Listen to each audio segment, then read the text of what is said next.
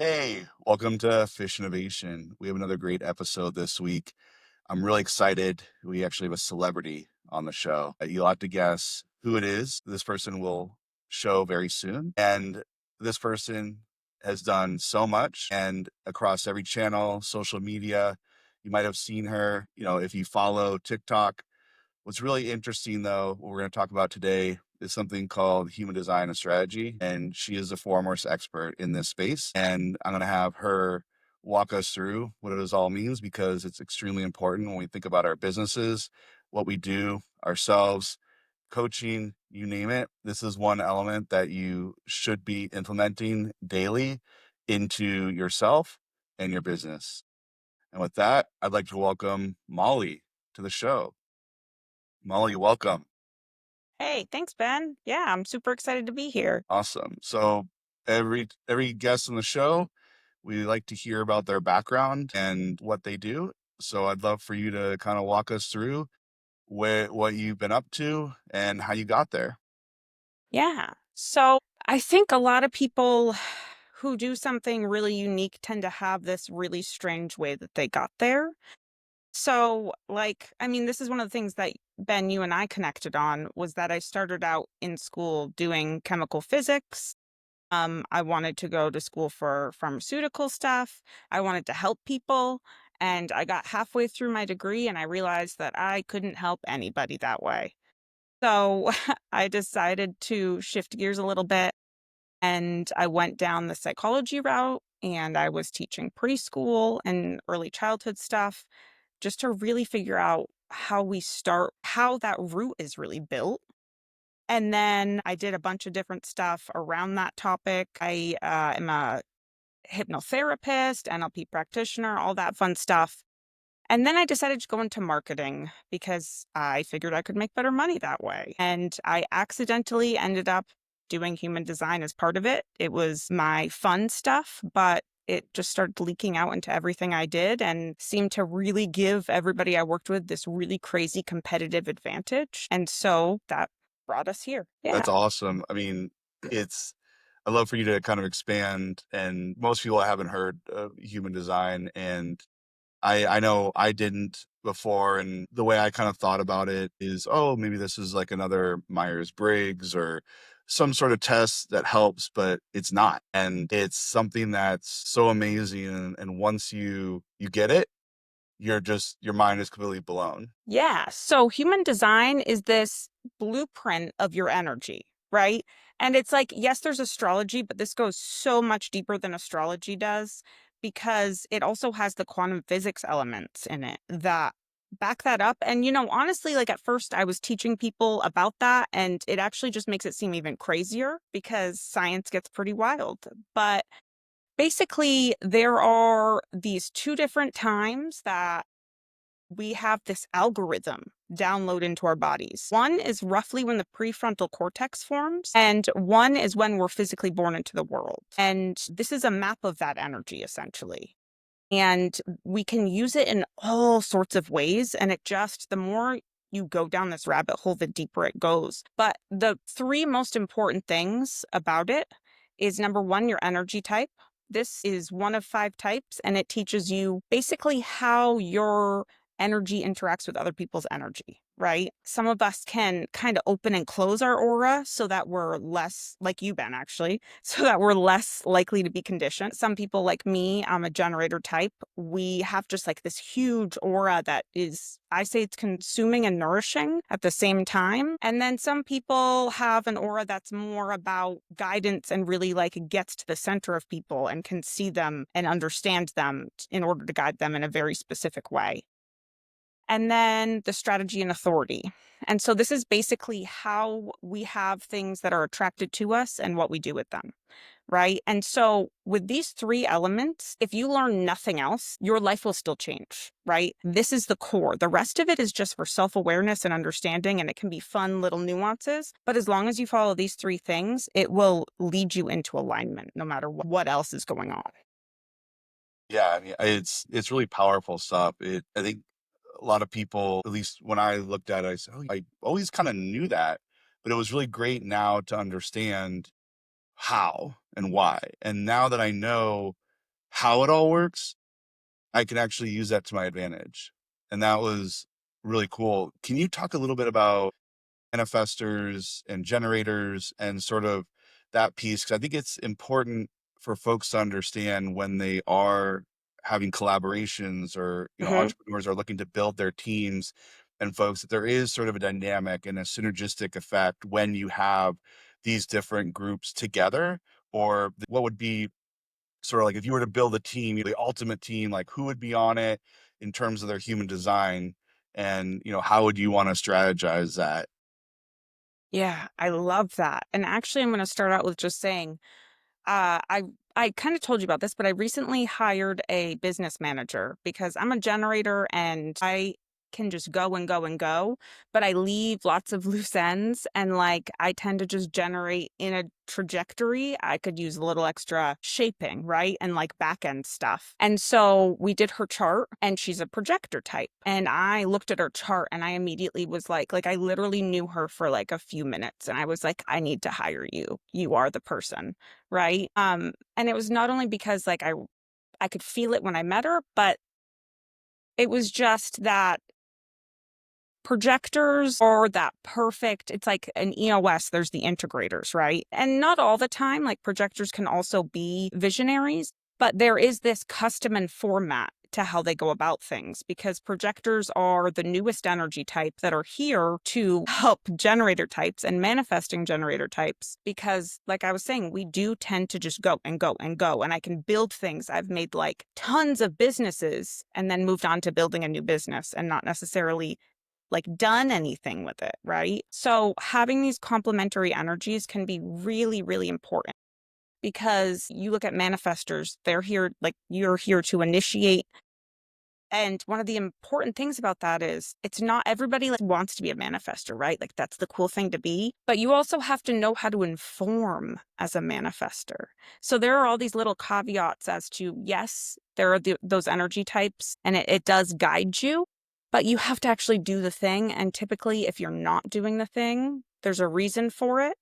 And you have to figure out what that reason is. It's actually human design is often referred to as like the great experiment, right? Because it's a little different for each of us because there's no black and white cut and dry model of humanity. We've tried putting people in boxes and they just keep leaking out, right?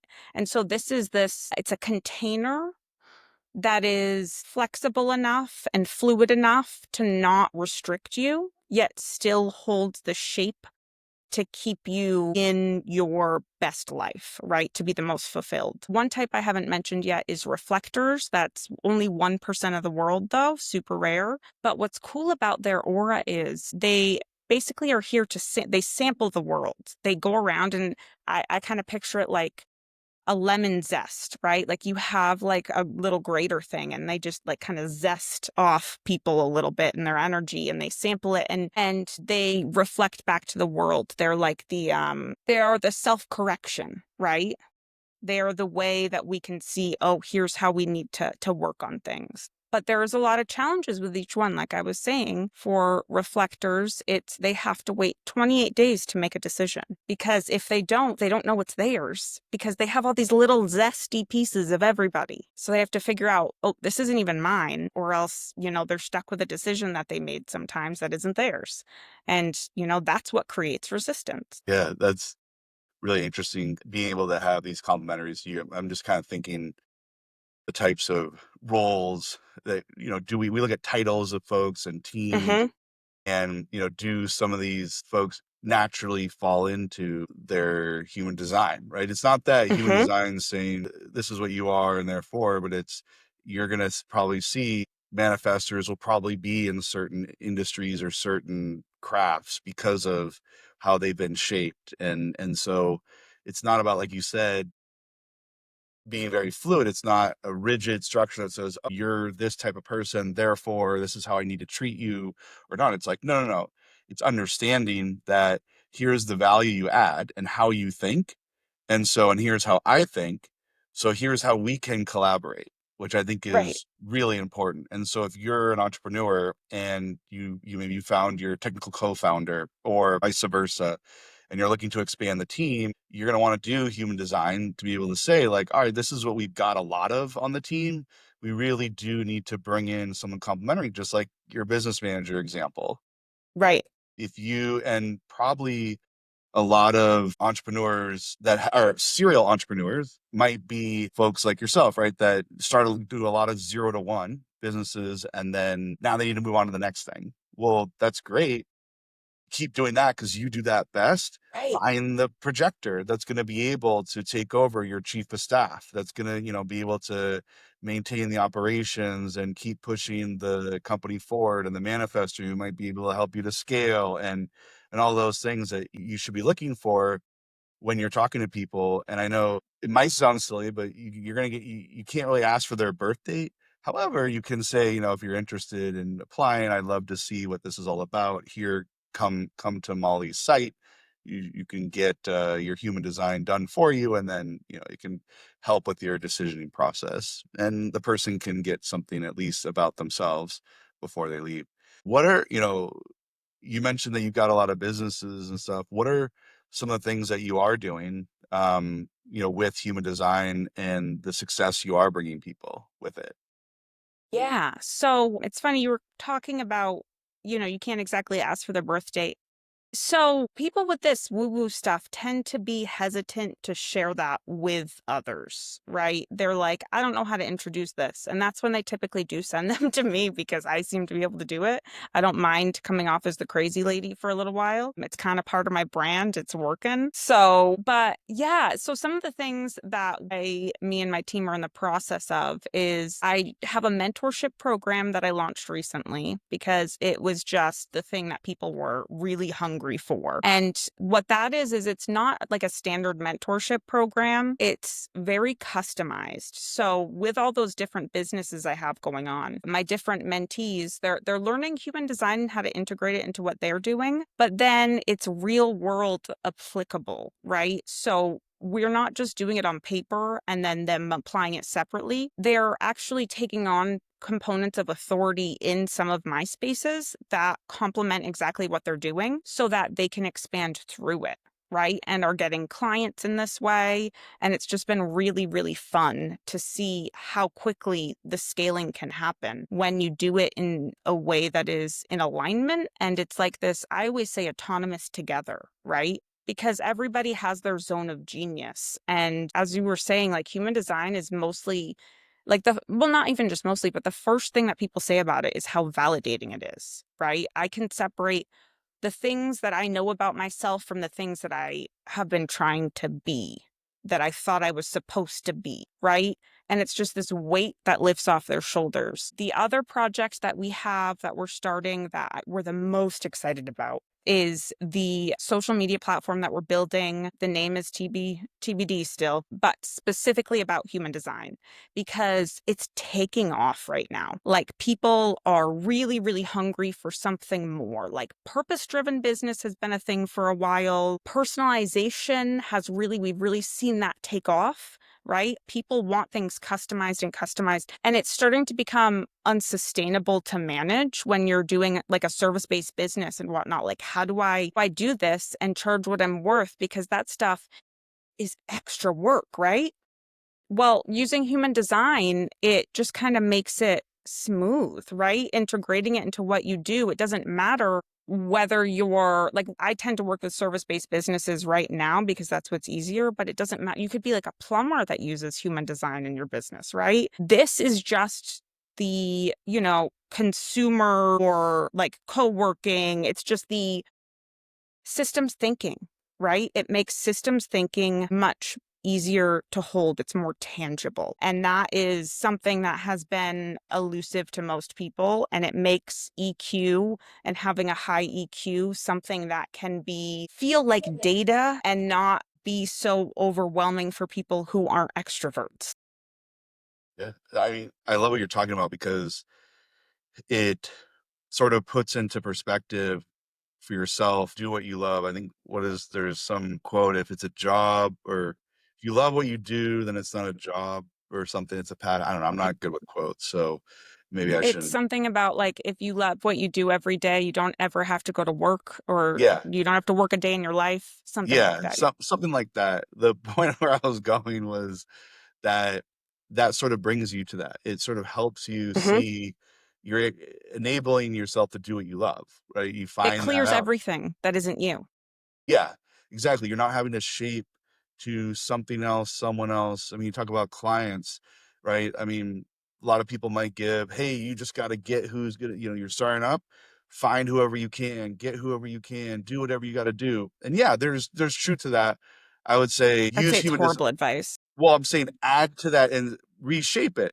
Go after the clients that are gonna be matched with you, right? So do whatever it takes to find those that you're gonna be passionate about to work with, and that's who you're gonna spend your time with going after and finding those folks and spending your time because time is valuable for everybody.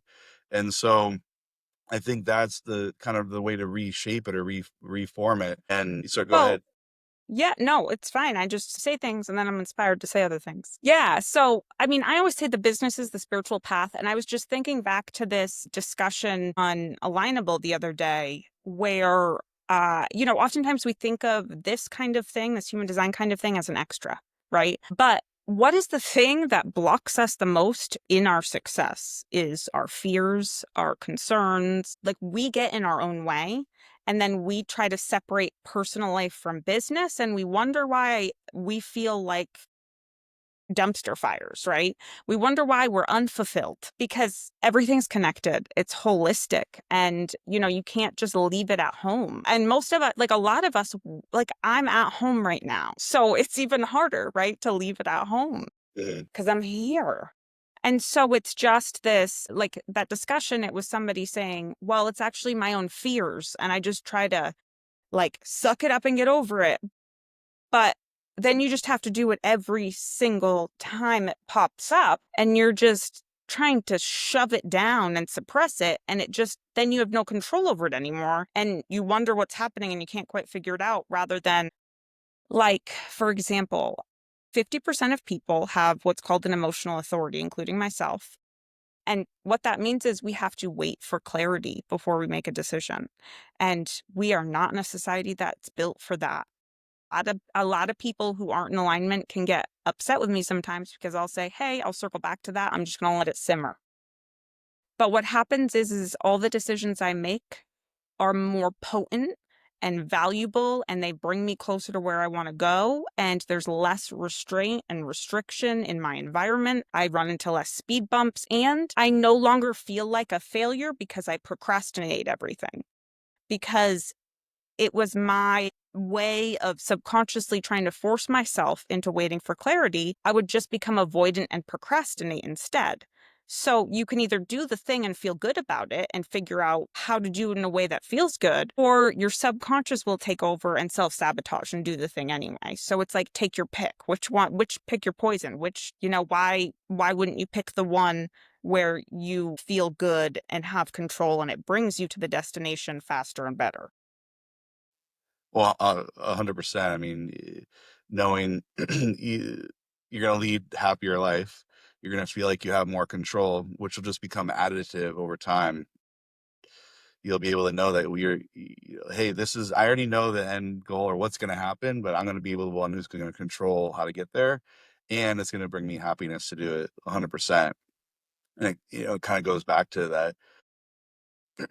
um, one of the things also I know with human design I'm learning about, it's not just understand who you are, but there's ways to find things that also help improve your daily life, knowing now what you are. I guess one example, I think gene keys Hmm. and understanding is if you understand what your gene keys are, you can actually start to have a personalized meditative program. So Right. we've heard a lot that from folks in high level positions or who have been successful in this world that they're like, yeah, I wake up and I meditate. Hmm. I'm not go, go, go, go, go. And yeah, a lot of people probably say, I don't have time to meditate. I don't have time to sit down. I don't, and maybe it's because it didn't work for them, right? They tried it and it wasn't aligned.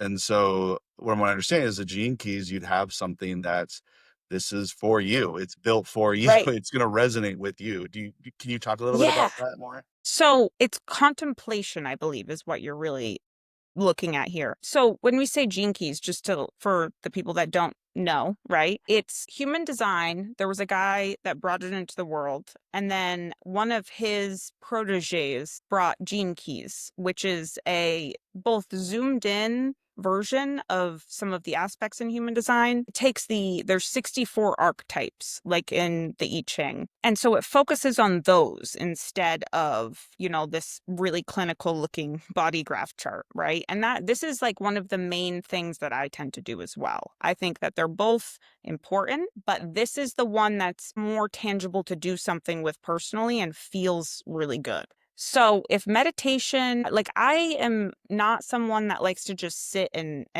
go blank. Like that's not for me necessarily all the time either. But contemplation is this thing where you learn to trust your subconscious mind and surrender to the fact that it's driving what you're doing, right? And there's a lot of like Jungian psychology in it, but essentially there's these 64 archetypes I mentioned, and each one has 3 frequency bands. So there's the shadow frequency, which is where most of the world operates from. There's the gift frequency, which is I call it the middle path because it's the path out of the shadow. And then there's the city, which is essentially, I refer to it as the doorway to enlightenment. And there's 64 doorways to enlightenment, and each one has its own sort of flavor to it. But once you get deep into enlightenment, the few people that do, right? It's all the same thing. So that's why I say they're doorways. I tend to use a little bit a different language, just a pinch from the traditional models, because anybody who's looked at spirituality stuff and the language that's used, it's intentionally confusing and hard for the average person to understand. And that's my goal, is to bring it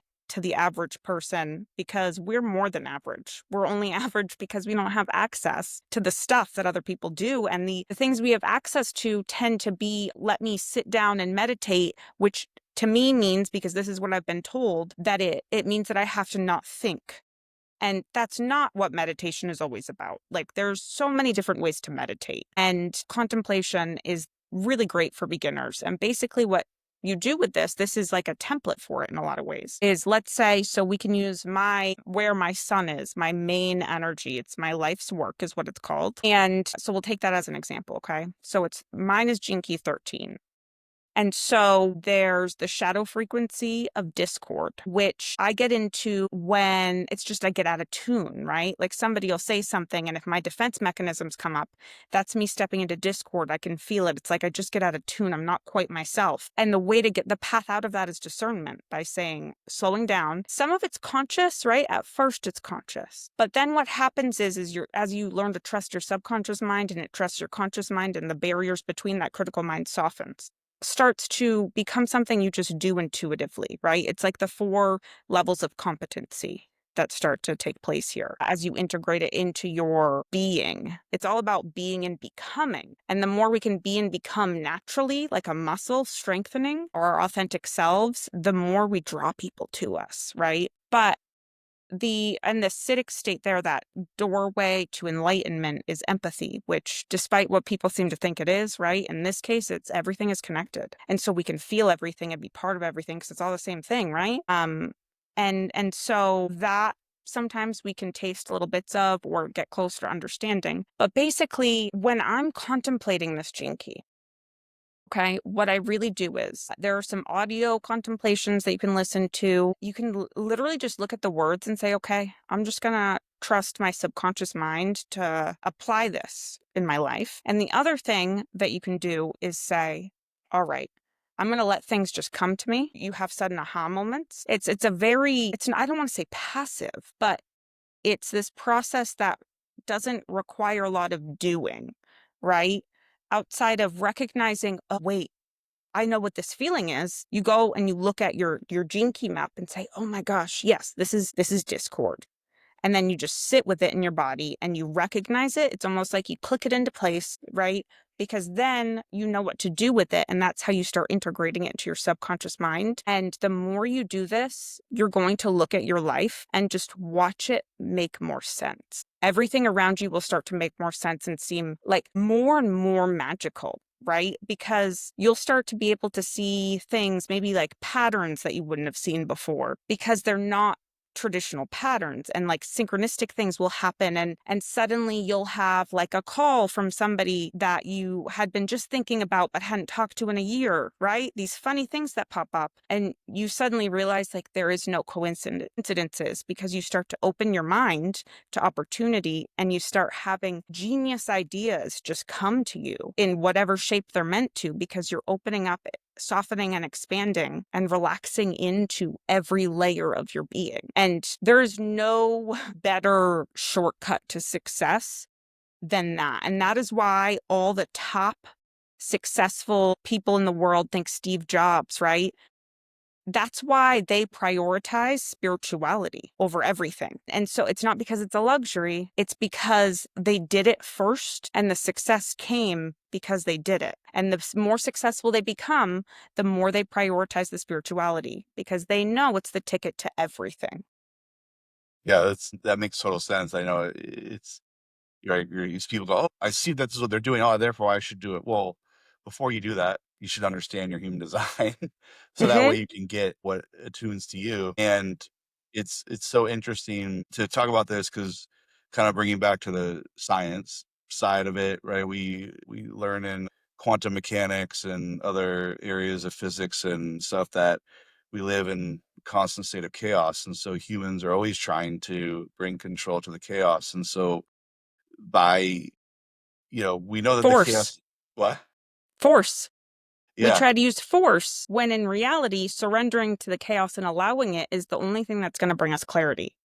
Yes, and then it allows then us as humans to categorize and understand what's happening, which then puts us into control, which allows us to feel having more control over it, and to your point, gets into the subconscious, and then the subconscious is starting to think differently, right? Which Hmm. we don't have we have access to our subconscious, but we don't have the conscious mind to be in there. We know that, but we know that from a lot of stuff out there and a lot of research that the subconscious does drive what we do on the conscious levels, maybe not in real time, but it gets there. And so to your point, hey, when that person calls, right? Maybe not been a year, but or it may have been a year and you're wondering why it's out of the blue. No, it's like there is something here. I need to take that phone call. Right. Right. That's how I make decisions, actually. And I laugh a little Yeah. bit because this is one of the first things that I was kind of known for. And that's part of the crazy lady branding, right? Is my logo is a leaf, because I'm a leaf on the wind of creation, is what I've always said. Because when you pay attention to the synchronicities, like follow them. That's in part that business manager I mentioned hiring. How I knew she was the business manager was for me, because she showed up shortly after. I was like, I'm gonna need to go find a business manager, because that I can really, really trust. And I just surrendered to it. And I was like, well, it'll come when I need it. And then, like, a few days later, there she was. And I had never seen one on one of the alignable smart connects before, ever. And so I was like, thank you. That worked out. Right. And of course, it was the exact energy type projector with all the things that I, kind of like thought would be a good compatibility. But yeah, it's following those synchronicities. And it's like when you drop a rock into the water or like skip a stone, there's all these ripples that come out. Okay. Well, we've proven that time isn't linear at all, right? It's just how we can comprehend it and experience it and view it with the vehicle that we have. Like, this is the tech we have right now, is this meat suit. And so we, that's how we see it. But we can also take that into account and see, okay, here are the symptoms in my world, right? And the subconscious is the same way. It's a gateway to this, right? And so when you start to see these ripples come out, these synchronistic ripples, you're going towards the rock in the center. That's the event. That's the event that is a huge event that you want to go towards. And so sometimes the ripples are closer together and sometimes they're further apart. And you can tell how close you are based on, oh my gosh, it's happening every day, all day. Right. And that sounds crazy to some people, sure. But, it's so funny to me, the type of person that thinks they're not going to believe in human design, right? I've had some really logical thinkers and they see their report and they look at it and it knows things about them that they couldn't even define yet. And it helped understanding themselves instantly be more clear. And then they need to like step back and have an existential crisis. And then they come back and they're like, hey, so I've processed this. I can't unsee it. I need more. And then they're hooked. Yeah, well, it's helpful because it's it's bringing control to chaos, right? It's bringing an explanation and a how. And so, of course, you want to learn, how do I get more of this and do more with it? And it's definitely creating an entire mind shift too, as well. I know one of the things we talked about a long time ago, I was talking with a client or a potential client, excuse me, and I ended up, answering a lot of questions and having to do a lot of work, based on you knowing my human design and everything. He said, "Why were you wasting time with that person? Like, that just seems like a lot of effort and work on your part when their energy is just not there. It's not, you don't need to waste time with that." And it was so, I was like, yeah, that's so right. And so talking with new potential clients, where does the conversation go? How does it work, right? In the first couple of minutes, is it gonna be an hour-long conversation that you want to keep talking to this person? Or is it gonna be you have to put in a lot of work to get there? And I think that you have to recognize that for yourself, right? It should be the Hmm. easy. That's the Yeah. experiment. That's why it's called the experiment. You have to figure it out for yourself. And it's also like, right? So this is it's like the medium for which I support people, right? But it's also the permission slips for everything that you want to be are in there. It's the permission. Like, oftentimes we have to have these things that give us permission to be or do something. And whenever I need those, I can just look at my human design chart or my gene key sequences and say, oh, there it is. And then I can say, it's an excuse, right? But like a positive manipulation. We see manipulation as such a bad thing. Like, we don't want to manipulate people, that's mean, right? Or that's malicious intent or an evil thing to do. But manipulating ourselves consciously with intention is a tool that I think is underused. And so let's say, for example, right?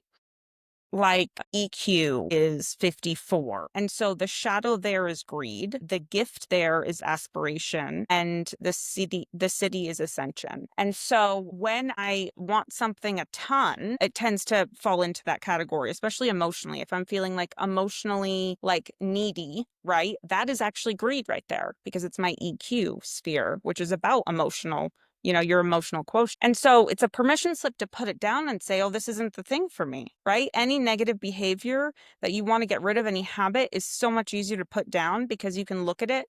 Your conscious mind and subconscious mind accept it, right? And that is really hard to do. To find something that both parts of your mind are willing to listen to, something, it's that container. It's secure enough and specific enough to hold things together, but also fluid enough to not restrict you. Yeah.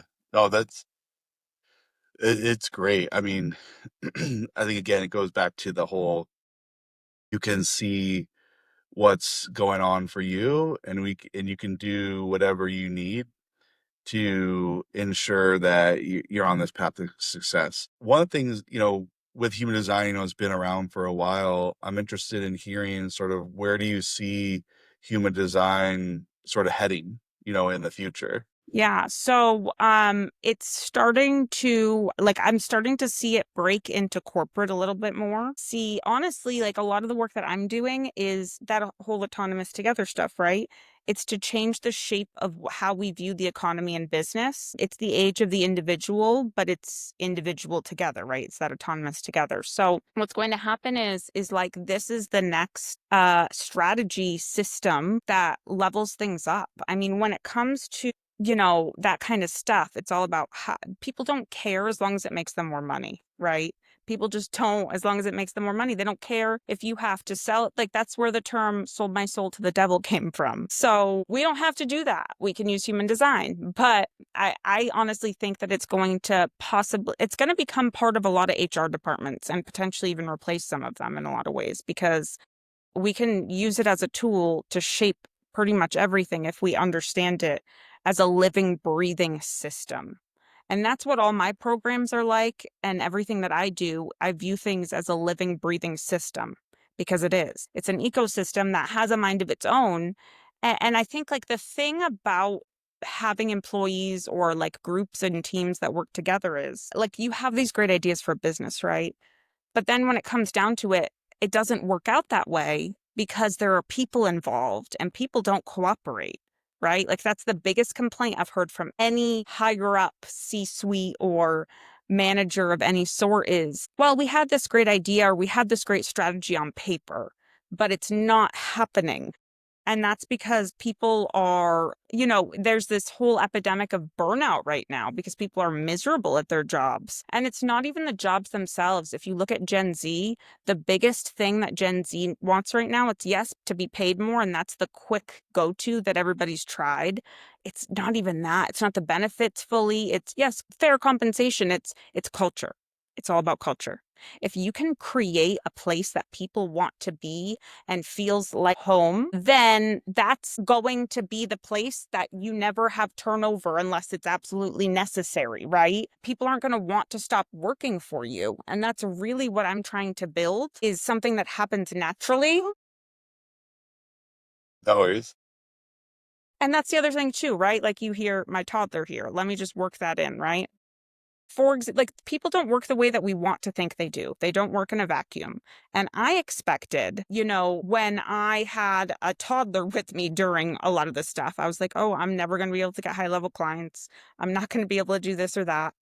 That has just added layers to my branding of what people love about me. What you perceive as a shortcoming, essentially, your human design can help you understand as one of your strengths, right? Because there's this whole thing about like iPhone face, I think is what it's called.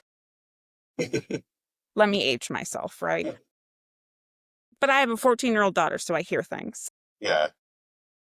But it's everybody now has like easier access to things like lip filler or whatever, right? And so they're all starting to look the same. And so what's happening now is this whole flip where people who have interesting features are actually now starting to be seen as more attractive because we're bored. We're so bored. And that's the same with personalities and that's the same with marketing and differentiators, right? It's what makes you different. And that is what people are going to lean into. And human design is the easiest way to do that. And it's the least scary because it's like you have this map to help guide you instead of having to just leap in because you kind of know who you are and you kind of know what that looks like, but you don't know how that applies in the real world. And you're afraid of, being seen as the crazy lady who does this woo-woo thing and asks for your birth time and then happens to be able to tell you about your whole life the second they meet you. Well, I mean, you're absolutely right. Like, it's this is important though for everything. I think you mentioned the differences, right? And I think that is important. Like, when differences stand out, people notice for good or for bad. And the human design is able to sort of point out to you where you have that differentiation, and so that you can then figure out how to harness that instead of just falling into it. So you mentioned the people with the interesting features who end up benefiting or profiting from it. Yeah, they might have fallen into it, or they might have known, right, through human design what that is. And so they can build off of it. And with human design, you can do that too. Or anybody, like, right, by just having this information, whether how you got there, it's important that you actually got there to see it. So you may say, okay, you're the crazy lady. And yes, again, it's different from what people are hearing.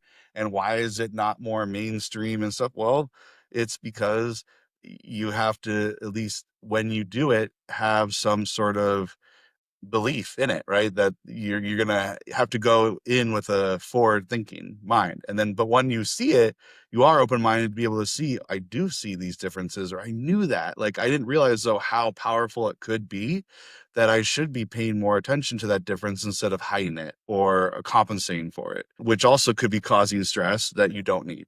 And it's just really interesting. So if people want to see the crazy lady, right, or get more into human design, what's the best way they can connect with you? Yeah. So the first thing that I would say is get your chart right away. I have a chart maker on my website, super easy to access. There's one right on my homepage if you don't want to even go all the way over to the dedicated page to it. The other thing that I would say is if you're able to be unalignable, come to the Oracle office hours. Oh yeah, that's a thing that we didn't even look at is that our whole network calls me the Oracle, which to me is still absolutely wild because it's like Okay. this large group of people that just refer to me as the Oracle, and I'll never get over that. But yeah, so I have the Oracle office hours every single week.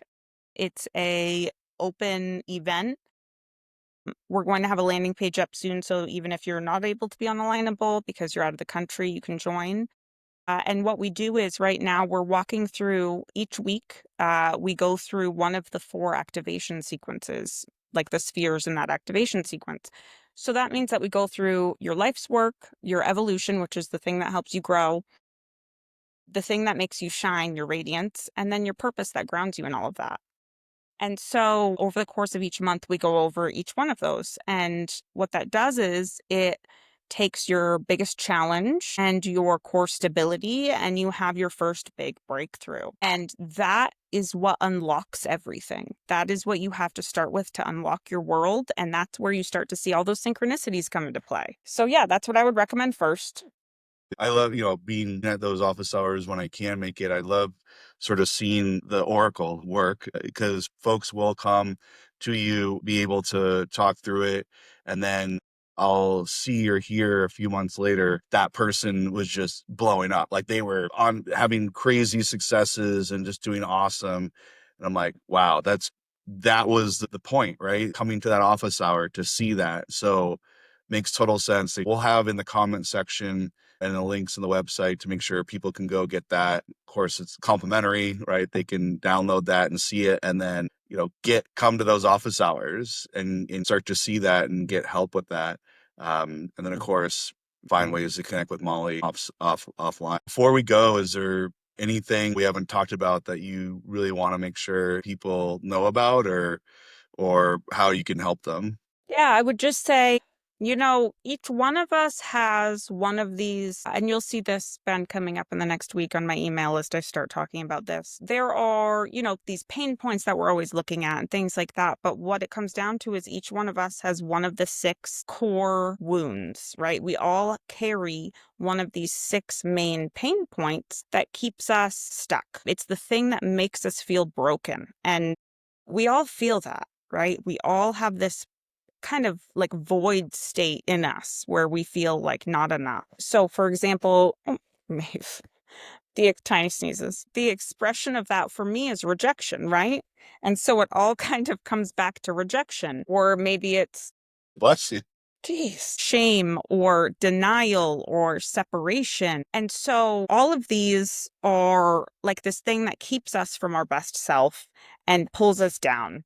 And so when we can look at that and start healing that, then, that's the thing that really helps us get ahead. But also when we can speak to that in others, even if it's not using human design per se, right? When we can understand others and their pain points better from a genuine place rather than it being a place of a means to an end to make money, right? Like I kind of somebody recently told me that I'm an alternative to bro marketing. And I thought that was hilarious. But then I realized how true it was, right? Because I just created this 6 emails or, well, 6 to 8 email sequence based on these core wounds. And it touches on every single pain point, and so it speaks to everybody. And, it's kind of similar to like the soap opera sequence or something like that in that way, but it's genuine. And so if you look at the Spain test, authenticity is like the highest frequency. It is way higher than anything else, even gratitude. And so that shows, like you can feel it even through emails, let alone in person. So if you just want your message to be stronger, coming at it the right things for the right reasons, that is the future. The future is people want the right things for the right reasons, and they don't want the promise or play on their desperation anymore. We're over it. Yeah. Well, that's great. Well, I'm so appreciative for you to be able to come join us and enlighten and help us understand more about human design and really how to build on successes and find those collaborations, complementary energy types. It's just eye-opening, and I really strongly recommend folks come find you, come to the office hours, and see how they can improve their own lives. So thank you again for coming on. Yeah, Ben, thanks so much for having me. It was fun. And with that, thank you for listening in. I hope you guys found this ex- something that's going to help you with your business, your relationships, how you think about things.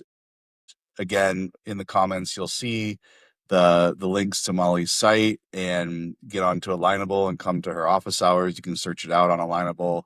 If you're not on Alignable, we'll put those links in there as well. Remember, have a great day and keep on innovating.